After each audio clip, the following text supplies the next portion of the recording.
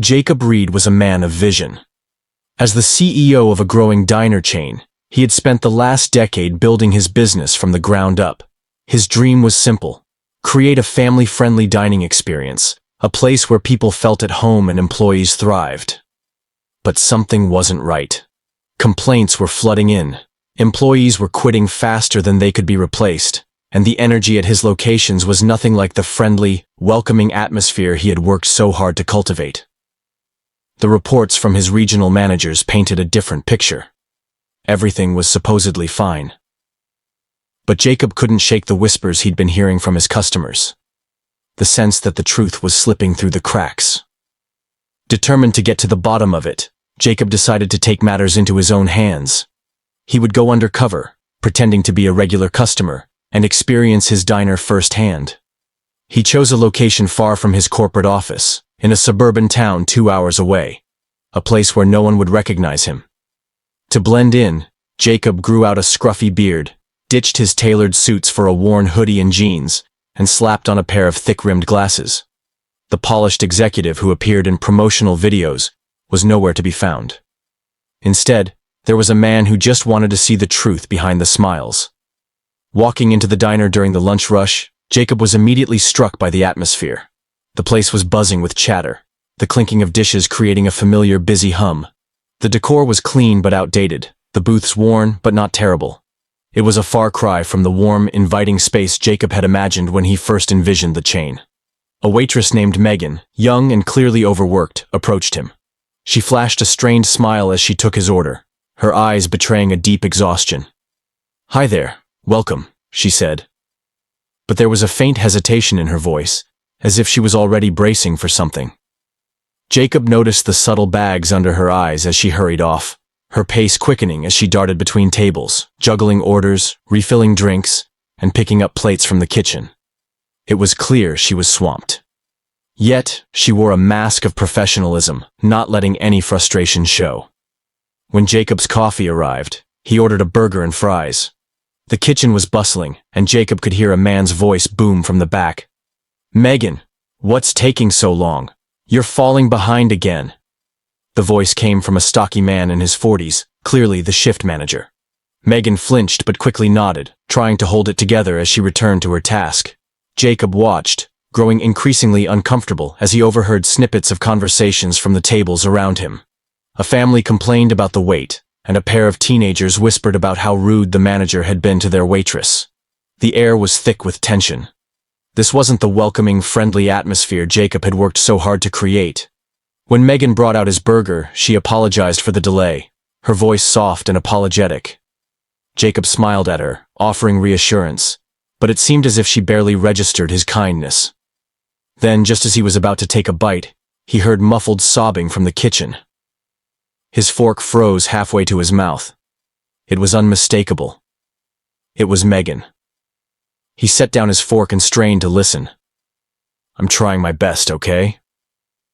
Her voice cracked through the thin walls, and Jacob could hear the frustration and exhaustion in every word. "I haven't had a break in 6 hours, and I'm doing everything I can." The manager's response was cold and dismissive. "If you can't handle the pressure, maybe you're in the wrong job. We don't have time for excuses." Jacob's stomach turned. He couldn't sit there any longer. He stood up, leaving his half-eaten meal behind, and walked toward the kitchen door. What he saw inside made his chest tighten. Megan stood with trembling hands, wiping her eyes with the back of her sleeve, while the manager stood over her, arms crossed, his face twisted in frustration. Two cooks glanced uneasily at the scene, clearly uncomfortable but unwilling to intervene. Jacob's heart pounded. This wasn't the company he had built. This wasn't what he stood for. "Is there a problem here?" Jacob asked, his voice calm but firm. The manager turned, startled. No. Just a little miscommunication." Megan, tears still pooling in her eyes, whispered an apology, but Jacob saw right through it. The manager wasn't offering her the support she needed. He was making her feel small in front of everyone. Jacob couldn't let it slide. "She looks like she needs a break," he said. "Why don't you let her sit down for a few minutes?" The manager scoffed. "We're short-staffed. There's no time for breaks during rush hour." Jacob's jaw tightened. "There's always time to treat people with respect," he said evenly, his voice cutting through the tension in the room. He could feel the heat of the manager's glare, but he refused to back down. The manager's lips pressed into a thin line, and before he could respond, one of the cooks, a nervous young man named Connor, spoke up. "Megan's been running nonstop since she clocked in. She hasn't had time to drink water."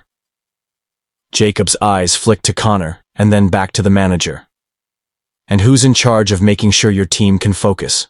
Because from where I'm standing, it seems like the pressure is coming from how this place is being run." The manager's face flushed. His bravado was slipping. "Look, I'm just doing my job," he muttered, trying to regain control. "If people can't handle it, that's not on me." Jacob's gaze hardened. "We'll see about that." With a final glance at Megan, who was still wiping her eyes, Jacob decided to step away for now. He had seen enough. After finishing his meal, Jacob flagged Megan down for the check. He thanked her for her hard work, but there was something in his heart that told him he couldn't leave without doing something. He pulled out his phone, made a quick call to his assistant, and set the wheels in motion. The next day, Jacob returned to the diner, wearing his disguise once again. He was determined to find a solution, not just to observe. As the morning shift began, he watched Megan closely. Her exhaustion was palpable, but she still put on a brave face, her smile faint but present. Jacob decided to approach her again, this time with a bit more insight into what was going on behind the scenes. "Hey Megan, do you have a second?" he asked casually. Megan hesitated, but then agreed. Jacob asked her how long she'd been working there. Her response was simple. "About 8 months." Jacob leaned forward, keeping his voice soft. "It seems like you're carrying a lot on your shoulders. Is it always this busy?" Megan glanced nervously toward the kitchen. "It's not always the customers," she said, trailing off. "Sometimes it's him." She nodded toward Rick, who was already barking orders in the kitchen. Jacob asked gently, "Rick?" Megan nodded, looking away. "It's not just him. It's everything. We're always short-staffed, and when things get hectic, he just makes it worse. I know he's under pressure, but it feels like we're always the ones paying for it." Jacob's heart sank. He knew that this couldn't continue. He asked about Connor, who had quietly supported Megan. Her face softened as she spoke of him, calling him one of the few who truly cared about the team. Just as the conversation reached a pivotal moment, Rick stormed out of the kitchen, his presence immediately shifting the energy in the room. Megan quickly excused herself to attend to customers, and Jacob sat back, absorbing what he had learned. The next day, Jacob made a difficult decision. He confronted Rick in private, fired him on the spot, and made it clear that his treatment of the staff was unacceptable. He followed up by speaking with Megan and Connor, promising to make changes that would improve their working conditions. Jacob didn't just stop at firing Rick. He personally took over the management of the diner until a new leader could be brought in. Someone who understood how to lead with respect. He promised better staffing, proper breaks for employees, and a pay raise for those who had stayed loyal through the chaos. Within weeks, the diner atmosphere began to change.